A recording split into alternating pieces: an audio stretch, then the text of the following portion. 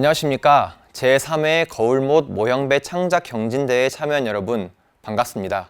지금부터 대회에 참여하기 전에 배의 원리나 대회 전 알아두어야 할 점에 대하여 알아보도록 하겠습니다. 보트를 빠르게 하는 방법은 무엇일까요? 크게 두 가지로 나누어서 생각해 볼 수 있습니다. 첫 번째로는 추진력, 즉 추력을 크게 하는 방법이 있습니다. 두 번째로는 추진력이 있을 때 최대한 저항을 작게 하는 방법이 있습니다. 자, 그렇다면 추진하는 방법은 무엇이 있을까요? 그리고 우리는 그 중에 어떠한 방법을 사용하게 될까요? 또한 같은 힘을 어떻게 써야 효과적으로 할 수 있을까요? 우리는 이 부분에 대해서 알아보도록 할 것입니다. 또한 배에 작용하는 저항의 종류를 알아보고 그리고 그러한 저항을 줄이는 방법에 대하여 알아보도록 하겠습니다. 우리는 이 대회를 하기에 앞서서 추진력을 크게 하는 것, 그리고 저항을 작게 하는 것, 이 두 가지에 초점을 맞추어서 대회를 참여하면 되겠습니다. 앞으로 나아가는 원리에 대하여 알아보겠습니다. 달리기 선수가 잔뜩 웅크려서 추진력을 얻기 위해 준비하는 모습을 볼 수가 있습니다. 이 선수는 바닥에 있는 발판을 힘껏 밀어서 앞으로 달릴 수 있게 됩니다. 이처럼 우리는 어떤 물체를 뒤로 밀고 그것에 대해서 반대로 밀어지는 힘을 이용할 수가 있는데요. 이러한 힘의 원리를 우리는 작용과 반작용이라고 합니다. 배도 마찬가지로 작용과 반작용을 이용해서 앞으로 나아갈 수가 있습니다. 첫 번째로 수차를 이용할 수가 있는데요. 우리는 배를 앞으로 나아가게 하기 위하여 노를 젓습니다. 그런데 노를 계속 사람이 저으면 힘이 들기 때문에 대신 노를 저어주는 방법을 생각하게 되고 결국에 수차라는 것을 발명하게 되었습니다. 물레방아와 비슷하게 생긴 구조물이 회전을 하면서 물을 젓고 그리고 그 힘을 이용해서 앞으로 나아갈 수가 있습니다.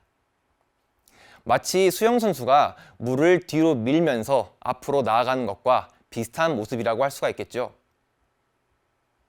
다양한 방법의 수차를 만들 수가 있는데요. 시중에 판매되고 있는 여러 가지 모습의 수차형 배를 볼 수가 있습니다. 그렇다면 배를 앞으로 나아가게 하기 위해서는 수차의 방법만 있을까요?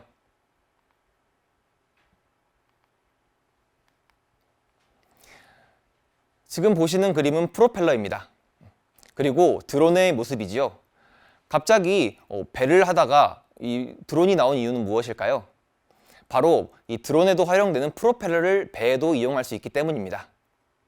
프로펠러가 일자로 생기지 않고 약간 기울여서 생긴 모습인데요. 프로펠러가 돌게 되면 바람을 한쪽으로 강하게 불어일으킬 수가 있고 그 바람에 대한 반작용에 대한 힘으로 우리는 드론을 위로 상승시킬 수가 있습니다. 이를 마찬가지로 배에도 적용할 수가 있는데요. 우리가 드론을 가까이서 접해본 친구들은 마치 선풍기 바람처럼 강한 바람을 불러일으키는 것을 볼 수가 있습니다. 다음 보시는 그림은 경남 통영시에 소재한 조선소에서 육지 선조한 배의 모습인데요.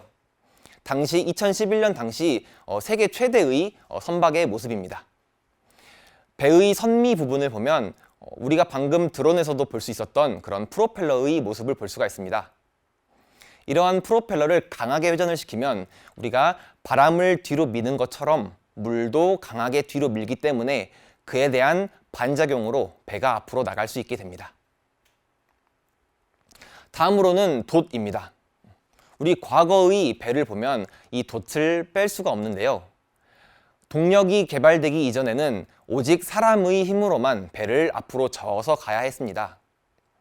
그렇게 됐을 때 굉장히 많은 힘이 들게 됐고 그리고 일정한 바람이 불고 해류가 있을 때 이를 헤쳐나가기가 굉장히 힘이 들었습니다. 그래서 사람들은 이 배 주변에서 부는 바람을 이용해서 배를 앞으로 나갈 수 있는 방법을 고안해냈고 이렇게 해서 돛이 탄생하게 되었습니다. 그런데 요즘 보는 배에는 돛을 발견할 수가 없네요. 잘 관찰할 수가 없지요. 그 이유는 돛을 만드는 것보다 우리가 산업시대 이후로 여러 가지 동력원들이 개발되어 있고 이를 이용해서 배를 움직이는 것이 훨씬 더 쉽고 효율적이기 때문입니다. 그 밖에는 무엇이 있을까요? 우리가 앞에서 다뤄봤던 작용과 반작용을 이용해서 배로부터 무언가를 밀어내고 그 힘을 반작용으로 배를 앞으로 밀어낼 수가 있겠죠. 우리가 수족관이나 어항에서 쉽게 볼 수 있는 이런 물의 구조물입니다. 물을 아래에서 빨아들여서 펌프를 이용해서 위로 물을 이렇게 뿜어내는 모습이지요. 이것을 이용해서도 그리고 또 다른 것들을 이용해서도 우리는 배를 나가게 할 수 있는 동력원을 쉽게 찾을 수가 있을 것입니다. 여러 가지 방법을 한번 생각해 보기 바랍니다. 자, 이번엔 동일한 조건에서 저항이 어떤 역할을 하는지 알아보도록 하겠습니다.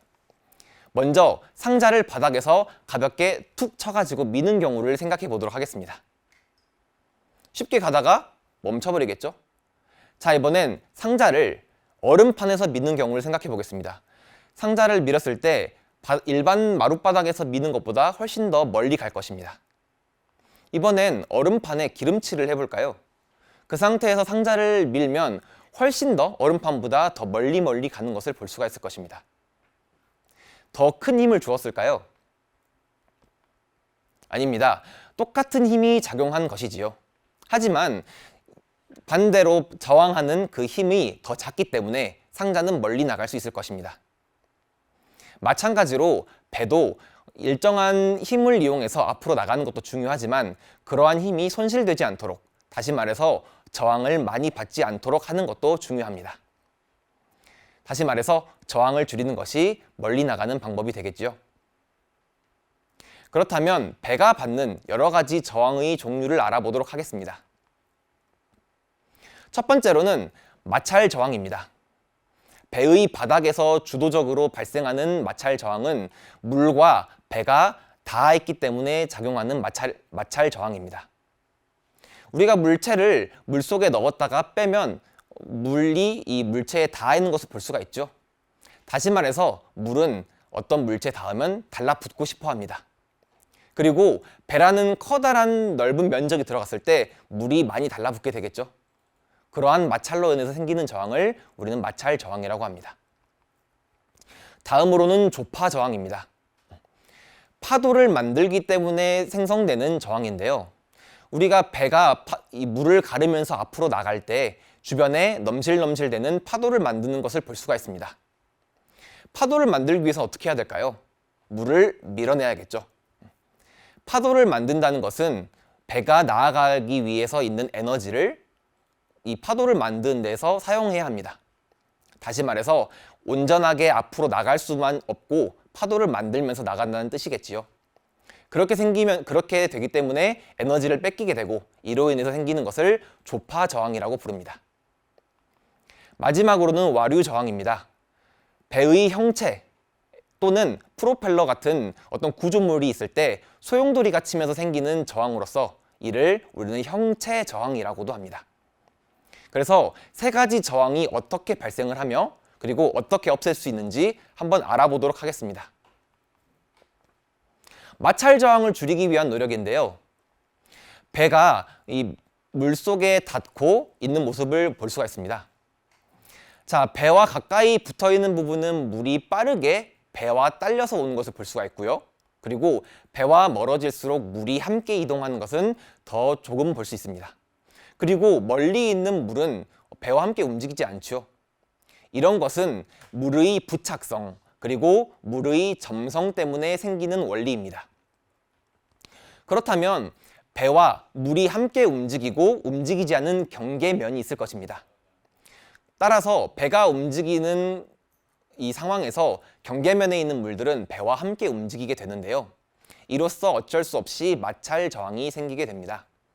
그렇다면 마찰 저항을 줄이기 위해서 우리는 어떻게 할 수 있을까요? 저항이 생기기 위해서는 마찰면이 있는 것이지요. 따라서 물에 접촉되는 면적을 줄여야 합니다. 또는 물이 쉽게 달라붙지 않도록 해야 되겠지요. 그래서 배에 특수 페인트를 칠하기도 합니다. 마찰 저항으로는 물의 저항 외에도 공기에 대한 저항도 있겠죠. 따라서 요즘 배에서는 공기 저항을 줄이기 위해서 이 선두에 있는 어떤 구조물들을 네모가 아니라 원형으로 만들기도 하고 유선형으로 만들기도 합니다. 하지만 공기에 의한 저항은 물에 의한 저항보다 밀도도 작고 기여도가 1에서 3%밖에 안 됩니다. 다시 말해서 우리는 물에 의한 저항을 극적으로 줄이는 그런 문제를 해야 합니다. 다음으로는 조파 저항을 줄이는 노력에 대해서 알아보도록 하겠습니다. 처음 조파 저항이라는 것은 파도를 만들기 때문에 생기는 저항이라고 했지요. 배는 물을 가르기 때문에 파도를 만듭니다. 따라서 특수한 구조물이 된다면 파도를 조금이라도 덜 만들 수 있게 될 것입니다. 다음 보는 사진은 삼성중공업에서 만든 배의 모습인데요. 앞부분을 봐볼까요? 앞부분이 구형의 모양을 부풀어진 모습을 한 것을 볼 수가 있습니다. 여러 가지 실험을 해본 결과 저렇게 구상선두를 만들었을 때 파도가 가장 적게 생기고, 다시 말해서 조파 저항이 가장 적게 생기는 것을 볼 수가 있었습니다. 조파 저항은 저속에서는 30에서 40% 정도의 비율을 차지하지만 고속으로 가면 70에서 80%의 저항을 차지하는 등 굉장히 배에서 중요한 부분을 담당합니다. 하지만 방금 선생님이 말한 부분이 힌트가 되었죠. 저속에서는 오히려 조파 저항으로 인한 영향이 적습니다. 또한 저렇게 구상으로 앞부분을 만들었을 때 오히려 이 형체에 의한 와류 저항이 더 생기기도 쉽습니다. 따라서 조파 저항을 극적으로 줄이는 방법은 저속 그리고 고속에서 그 형체를 달리해야 할 것입니다. 마지막으로는 와류 저항입니다. 여러 가지 구조물이 물을 관통할 때 그 구조에 의해서 뒤에서 소용돌이가 생기게 됩니다. 이 소용돌이는 우리의 노력으로, 다시 말해서 배의 모양을 바꿈에 따라서 적게 만들 수 있을 것이고, 다시 말하면 저항을 줄이기 때문에 배가 더 잘 나아갈 것입니다. 사각형보다는 원형이, 그리고 원형보다는 타원형으로 하는 것이 물을 가르고 뒷부분에 이 소용돌이를 만드는 것을 더 줄일 수가 있을 것입니다. 그리고 소용돌이가 만드는 것을 방해하기 위하여 우리는 뒷부분을 뾰족하게도 만들 수가 있습니다. 가장 아래에 볼 수 있는 그 그림은 유선형이라고 불리는 특수한 구조 형태입니다. 따라서 우리는 와류 저항을 없애기 위하여 최대한 둥그렇지만 뒤는 뾰족한 이런 유선형의 모습을 잘 만드는 것이 중요하다고 할 수 있겠습니다. 우리가 배를 만들m에 있어서는 부력을 빼놓을 수가 없겠지요. 부력하면 아르키메데스도 빼놓을 수가 없습니다. 예전에 이 왕관을 만들었을 때 순금으로 만들라고 요청을 했지만 어떠한 불순물이 섞여서 다시 말해서 금을 다른 걸로 빼돌려서 이 다른 불순물을 섞어서 만들지 않았을까? 이걸 알고 싶었지만 똑같은 무게가 된다면 이 물체가 순금인지 아닌지를 알 수가 없었습니다. 그것에 대해서 고민하던 아르키메데스는 목욕탕에 들어가게 됐고 본인이 들어간 몸의 부피만큼 물을 밖으로 밀어낸다는 것을 알게 되었습니다. 그렇게 해서 부력이 발견되었지요. 그리고 우리가 물속에 잠긴 유체의 무게만큼 위로 힘을 받게 됩니다. 이것을 부력이라고 합니다. 이런 부력의 원리 때문에 커다란 배도 물 위에 뜰 수 있게 되는 것이지요. 이번에는 배를 원하는 방향으로 가게 하는 방법에 대해서 알아보도록 하겠습니다. 첫 번째로는 무게중심을 잘 맞춰야 합니다. 아무리 힘이 센 사람도 자전거를 처음 타는 사람이라면 삐뚤빼뚤 가다가 넘어지기 일쑤일 것입니다. 다시 말해서 곧게 직진을 하기 위해서는 중심을 잘 맞춰서 가는 것이 중요합니다. 두 번째로는 방향타라고 하는 배의 구조가 있습니다. 무게중심부터 알아보도록 하겠습니다. 배가 흔들리지 않으려면 무거운 물체는 중심으로부터 가까워야 할까요? 멀어져야 할까요? 그리고 무거운 물체의 배치는 어떻게 해야 될까요? 두 학생이 시소를 탄다고 하는 생각을 해볼까요? 그렇다면 답이 쉽게 나오겠죠? 여러분들이 물체의 무게의 배분을 바르게 하게 된다면 배는 균형을 잘 잡게 될 것이고 뒤뚱거리지 않게 될 것입니다. 다음으로는 방향타입니다. 우리는 방향타를 키라고도 부르고요. 배의 방향 조절을 담당하는데 아까 봤던 이 사진에서 뒷부분이 바로 방향타입니다.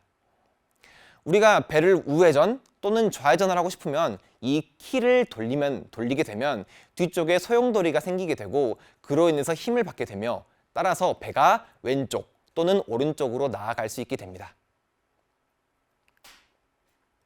자, 그렇다면 여러 가지 배의 원리들을 알아봤고요. 우리가 만날 대회장, 광주과학관의 거울못을 살펴보도록 하겠습니다. 광주과학관 앞에는 수심이 얕은 거울못이라는 곳이 있는데요. 우리는 이곳에서 모형 배를 만들고 이 대회를 진행하게 될 것입니다. 우리는 천막을 쳐서 그 바람이 불지 않도록 할 것인데요. 그런데 아무리 잘 막더라도 바람이 들어올 수는 있겠죠. 따라서 이런 바람이나 기타 저항들에 유리한 선체를 만드는 것이 중요해 보입니다. 그리고 폭은 1m, 그리고 길이는 30m 정도 되는 그런 경연장을 여러분들이 만든 배가 질주하게 될 것입니다. 이때 주의해야 할 점은 배가 물에 잠기고 나서 바닥면이 깊이가 별로 되지 않습니다. 약 10cm 정도 되는데요. 다시 말해서 배 구조가 물에 잠기고 나서 너무 아래쪽으로 가게 된다면 바닥에 닿고 말 것입니다. 따라서 물에 잠기고 나서 아래쪽으로 이 부피가 많이 차지하지 않도록 배를 만드는 것이 중요하겠지요. 이러한 부분을 사전에 다 잘 염려하여 배를 만들고 그리고 우리가 거울못, 창작배 경진대회를 참여하면 되겠습니다. 이상으로 사전 영상을 마치도록 하겠습니다. 감사합니다.